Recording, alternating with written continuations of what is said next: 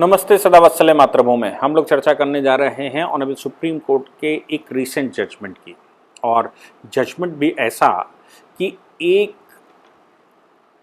Additional session जज की पहली पोस्टिंग और पहली पोस्टिंग का पहला केस भी धारा 302 का केस, धारा 302 यानी कि मर्डर का केस, और धारा 302 के केस का जो उन्होंने जजमेंट किया उस पहले ही जजमेंट के आधार पर ऑनरेबल हाई कोर्ट की फुल बेंच ने एक रेजोल्यूशन पास किया और उस रेजोल्यूशन से राज्य सरकार को कहा कि इनको टर्मिनेट कर दिया जाए।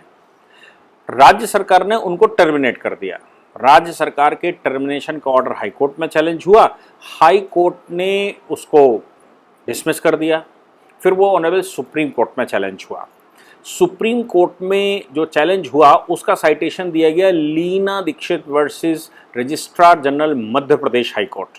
Registrar general Madhya Pradesh high court इसलिए लिखा गया क्योंकि अपॉइंटमेंट टर्मिनेशन सारा registrar general Madhya Pradesh registrar general high court का होता है, तो मध्य प्रदेश का केस है और जो एडीजे हैं वो लीना दीक्षित। मामला क्या था? 302 के केस में पहले 5 साल की सजा दी गई। 5 साल की सजा देकर केस को निपटाया गया, जबकि 302 के केस में 5 साल की सजा के प्रावधान नहीं है, कम से कम उम्र कैद या मृत्युदंड के प्रावधान है। जज साहिबा ने 5 साल की सजा दी। पब्लिक प्रोसिक्यूटर ने एप्लीकेशन लगाई। पब्लिक प्रोसिक्यूटर के एप्लीकेशन लगाने के बाद जज साहिबा ने अपने जजमेंट को रिव्यू किया और रिव्यू करते हुए धारा 304 पार्ट 1 का जजमेंट कर दिया और धारा 304 पार्ट 1 में उन्होंने जजमेंट कर दिया। ये जजमेंट अब चूंकि सेशन कोर्ट का जजमेंट था, इसलिए ये जजमेंट हाई कोर्ट में चैलेंज होना था। हाई कोर्ट में जब चैलेंज हुआ और देखा गया कि धारा 302 का जजमेंट होने के बाद उसको रिव्यू किया गया है ऑनरेबल कोर्ट के द्वारा खुद, तो हाई कोर्ट ने उनको तलब कर लिया।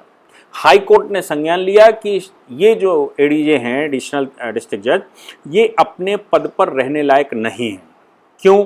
क्योंकि क्रिमिनल मामलों की एक खास बात, सबसे जो बेसिक बात वो ये है कि अपने जजमेंट में जो भी आपने किया है उसको रिव्यू नहीं किया जा सकता। धारा 302 का जजमेंट करने के बाद धारा 304 पार्ट 1 कन्वर्ट करके दोबारा सजा देना, ये बहुत बड़ा झोल है। ये एडीजे ऑनरेबल सुप्रीम कोर्ट चली आई। ऑनरेबल सुप्रीम कोर्ट में उन्होंने कहा कि माय लॉर्ड, ये मेरी पहला केस था, पहली पोस्टिंग थी, मैं नई जज बनी हूं, प्रोबेशन पर आई हूं और मेरे से मिस्टेक हो गई, मुझे इस मिस्टेक से क्षमा किया जाए। ऑनरेबल सुप्रीम कोर्ट में 3 जजों की बेंच बैठी, चूंकि मामला टर्मिनेशन ऑफ जॉब का था तो 3 जजों की बेंच बैठी। Honourable justice UU Lalit, honourable justice Ravindra Bhat, honourable justice Sudhanshu Dhulia. Honourable justice UU Lalit ने उनसे कहा कि भाई इतना बड़ा पार्ट मिस्टेक कैसे हो सकता है? आप जब सेशन जज बनी हैं तो बनते समय क्या आपको इतना भी बेसिक चीज नहीं मालूम कि कोई भी जजमेंट अपने आप में रिव्यू नहीं किया जा सकता?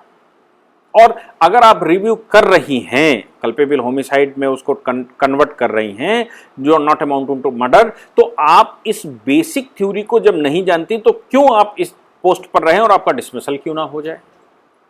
वो चूंकि इन पर्सन प्रेजेंट हुई थी, मतलब वो वकील रही होंगी, मतलब सेशन जज हुई हैं, तो फिर कम से कम 7 साल की प्रैक्टिस होगी, 35 साल की आयु होगी और लंबा अनुभव होगा, तभी वो सेशन जज के लिए एग्जाम दिया होगा और क्वालिफाई हुई होंगी एचजेएस के एग्जाम के लिए। लेकिन आप ये बेसिक चीजें अगर नहीं जानती तो फिर आपका टर्मिनेशन होना चाहिए। ऑनरेबल सुप्रीम कोर्ट ने कहा आपके टर्मिनेशन के लिए मुझे कुछ विशेष नहीं करना, क्योंकि अभी आपका पहला केस था, आपकी पहली पोस्टिंग थी और आप प्रोबेशन पर हैं। प्रोबेशन पर मैं आपको बता दूं कि जुडिशरी में कोई भी अपॉइंटमेंट होता है ए से लेके जेड तक। ए से लेके जेड तक का मतलब है कि चाहे सुप्रीम कोर्ट, हाई कोर्ट तक कोई भी अपॉइंटमेंट होता है वो प्रोबेशन पे ही होता है। प्रोबेशन से मतलब है पहले साल, 1.5 साल, 2 साल के लिए प्रोबेशन रहता है, जो भी अलग अलग कोर्टों का अलग अलग सिस्टम है। और उस प्रोबेशन पर जो जजमेंट किए जाते हैं और जजमेंटों का जो रिव्यू होता है या जिनका रिवीजन होता है या अपील में जाते हैं, उसके बाद उनके केसेस के आधार पर कमेटी बैठती है। कमेटी उनको परमानेंट करती है और कहती है कि ये कॉम्पिटेंट फॉर द पोस्ट हैं। यहाँ तक कि अभी तो नया सिस्टम कुछ सालों से ये शुरू हो गया है कि जो ड्यू प्रमोशन के हैं, ड्यू प्रमोशन से मतलब है कि अगर सिविल जज सीनियर डिवीजन, या मैं जब ये कहूँ कि जुडिशियल मजिस्ट्रेट फर्स्ट क्लास, जिसको लोअर कोर्ट कहते हैं, लोअर जज कहते हैं, वो उस पर पोस्टिंग हुई है और प्रमोट होते होते वो सीजीएम हो गया, या फिर वो सिविल सीनियर डिवीजन हो गया, या जेएससीसी हो गया, इसके बाद जब नेक्स्ट कोर्ट यानी कि सेशन के लिए उसका प्रमोशन होगा, तो चूंकि उसकी पीरियड ऑफ सर्विस की वजह से उसका ड्यू प्रमोशन है, तो भी एक सूटेबिलिटी टेस्ट होगा। सूटेबिलिटी टेस्ट मतलब सूटेड फॉर द पोस्ट, यानी कि जब वो सेशन कोर्ट के लिए जाएंगी तो शी इज और he is competent for the post, वो पोस्ट के लिए कॉम्पिटेंट है कि नहीं है, इसके लिए उनको एक एग्जाम देना पड़ेगा और वो प्रोबेशन पर फिर भी रहेंगे। अगर वो एग्जाम क्वालिफाई कर लेंगे तो हम इनको एडिशनल सेशन जज की उपाधि देंगे, नहीं तो हम इनको कुछ समय के लिए रखेंगे और FTT fast track court FTC बनाकर रखेंगे, नहीं तो फिर इनको वापस इनके कोर्ट में भेज दिया जाएगा जिस कोर्ट से ये आए हैं आई हैं। और प्रोबेशन पर भी अगर ये प्रोबेशन के पीरियड के दौरान इनके जो जजमेंट होते हैं वो जजमेंट अगर कॉम्पिटेंट नहीं है तो फिर हम इनको वापस भेज देंगे।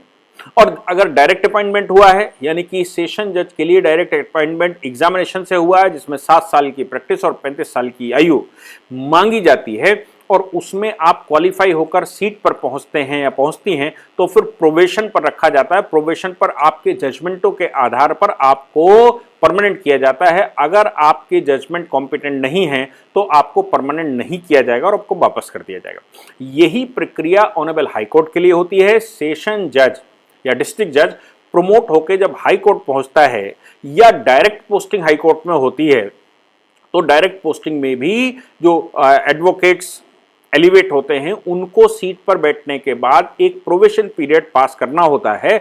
उस प्रोबेशन पीरियड में अगर उनके जजमेंट अच्छे नहीं हैं तो फिर उनको मना कर दिया जाता है। आपको नागपुर हाई कोर्ट का एक केस मालूम होगा जिसमें रेप का केस था, और रेप के केस में, या मैं कहूं अटेम्प्ट टू रेप का केस था, और ऐसे केस में महिला जज ने, अभी कुछ 2-3 महीने पहले ही महिला जज ने कहा था कि जब तक बॉडी टू बॉडी कांटेक्ट ना हो तब तक ये केस नहीं हो सकता, और उसने चूंकि लड़की ने कपड़े पहन कर रखे थे इसलिए बॉडी टू बॉडी टच नहीं है, इसलिए इसको ये नहीं कहा जा सकता। आपको याद होगा उन जज साहिबा को जो सीट पर बैठी हुई थी नागपुर हाई कोर्ट में, उनको ऑनरेबल सुप्रीम कोर्ट ने परमानेंट करने से मना कर दिया था और उनको वापस वहां से भेज दिया था। यानी कि आपके जजमेंट बताते हैं कि वाकई में आप उस पोस्ट के लिए कॉम्पिटेंट हैं कि नहीं है। लीना दीक्षित वर्सेस मध्य प्रदेश हाई कोर्ट रजिस्ट्रार का ये केस भी कुछ इसी प्रकार का है। सुप्रीम कोर्ट ने कहा जब ये बेसिक चीजें आपको नहीं मालूम और इन बेसिक चीजों पर आपने काम नहीं किया तो आप सेशन जज होने लायक नहीं हैं। आपका टर्मिनेशन जो नीचे कोर्ट ने किया है, हाई कोर्ट की रिकमेंडेशन पर राज्य सरकार ने किया है, दैट इज करेक्ट। और मुझे नहीं लगता कि इस मामले में सुप्रीम कोर्ट को किसी प्रकार का इंटरवेंशन करना भी चाहिए। ये बहुत बेसिक सी बातें हैं जो आप नहीं जानती तो आपको इस पोस्ट पर रहने का अधिकार नहीं। सुप्रीम कोर्ट का ये जजमेंट ये शो करता है कि जुडिशरी कितनी संजीदा है। हालांकि फिर भी हमें सुप्रीम कोर्ट के जजेस के द्वारा टिप्पणियां, हाई कोर्ट के जजेस के द्वारा टिप्पणियां, कभी कभी इररेलेवेंट टिप्पणियां, कभी कभी अनसोशल टिप्पणियां भी अपने को देखने में मिलती हैं, और ये टिप्पणियां कोर्ट की साख पर प्रश्न चिन्ह लगाती हैं। इसलिए कोर्ट इन पर संजीदा रहता है। लेकिन जब हाई कोर्ट और सुप्रीम कोर्ट में जज परमानेंट हो जाता है तो परमानेंट जज होने के बाद उसका टर्मिनेशन नहीं किया जा सकता, उसका केवल इम्पीचमेंट लाया जा सकता है, और इम्पीचमेंट केवल भारत की पार्लियामेंट में लाया जा सकता है। इसलिए कोर्ट उन पर एक्शन नहीं ले सकता। इन मामलों में इम्पीचमेंट की प्रक्रिया केंद्र सरकार को शुरू करनी होती है या पार्लियामेंट को शुरू करनी होती है, और वहां से उनका टर्मिनेशन आता है। यही कारण है कि हाई कोर्ट और सुप्रीम कोर्ट खुद कई बार कह चुका है कि हाई कोर्ट या कोर्ट्स को जिस समय वो सुनवाई कर रहे हों टिप्पणी करने से पहले ये विचार करना चाहिए कि उनकी टिप्पणी भी समाज का दर्शन करती है और समाज में एक गहरा प्रभाव छोड़ती है। इसलिए टिप्पणियां करते समय भी उनको विचार करना ही चाहिए कि ये उक्त टिप्पणी जो वो कर रहे हैं वो समाज में कॉम्पेटेबल है कि नहीं है। अगर वो समाज के कॉम्पेटेबल नहीं है तो फिर हमारे जजेस को ये विचार करना चाहिए, हमारे जजेस को ये सोचना चाहिए कि हमें सुनवाई करते समय कौन सी बात कहें, कौन सी बात नहीं कहें। सुप्रीम कोर्ट में एक हाल ही में एक बड़ी टिप्पणी एक सोशल इशू को लेकर जो आई, उसने पूरे देश को हिलाकर रख दिया और पूरे देश ने ये कहा कि ऑनरेबल सुप्रीम कोर्ट के जजेस को ऐसी टिप्पणियां करना शोभा नहीं देता। वो अगर ऐसा कुछ कहना चाहते थे तो उनको जजमेंट में लिखना चाहिए था, और जजमेंट में लिखते तो फिर उस पर आगे की कार्रवाई शुरू होती। उन जजेस के भी कॉम्पिटेंसी नॉन कॉम्पिटेंसी का प्रश्न खड़ा होता। पार्लियामेंट में इंपीचमेंट हालांकि नहीं लाए, इस कोर्ट की कार्रवाई पर नहीं लाया जा सकता, लेकिन फिर भी एक्सेप्शनल सर्कमस्टांसेस में उनके खिलाफ इंपीचमेंट की कार्रवाइयां भी लाई जा सकती हैं अगर देश की डिमांड हो तो। मुझे लगता है कि ये जो रीना दीक्षित का जजमेंट आया, इससे ऑनरेबल सुप्रीम कोर्ट ने अपनी साख को बचाने का प्रयास किया है और कहने की कोशिश करी है कि हम किसी भी स्तर पर, वो चाहे जजेस हों और चाहे कोई और हो, हम किसी को माफ नहीं करना चाहते। इनकॉम्पिटेंट मीन्स इनकॉम्पिटेंट है। जय हिंद, जय भारत, वंदे मातरम।